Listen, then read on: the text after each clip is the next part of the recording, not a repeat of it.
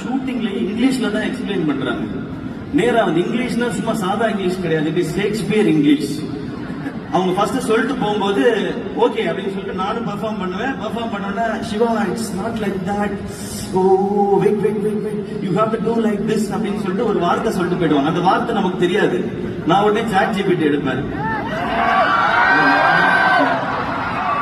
இது ஒரு வார்த்தை சொல்லியிருக்காங்க, இதுக்கு என்ன அர்த்தம்?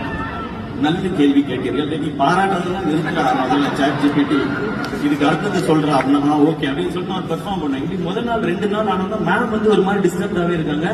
மேம் வந்து Siva today I want to talk to you அப்படின்னு சொன்னாங்க. காலேஜை ஞாபகப்படுத்திட்டாங்க, டீச்சரை ஞாபகப்படுத்திட்டாங்க அப்படின்னு நான் என்ன பேச போறாங்க எனக்கு தெரியல. Siva what is your problem with me?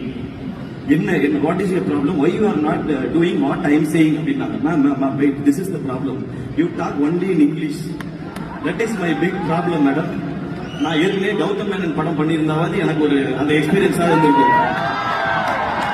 அவரா சொல்லியிருப்பாரு, Siva you are coming and seeing the girl.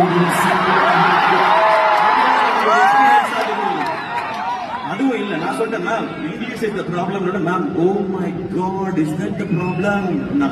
S madam that is the problem. You speak basic English, அவர் British English, I am okay. You speak Shakespeare English, I am not okay. Okay இனிமே நான் பார்த்துட்டேன்னா அன்னையில இருந்து okay ஒரு பயங்கர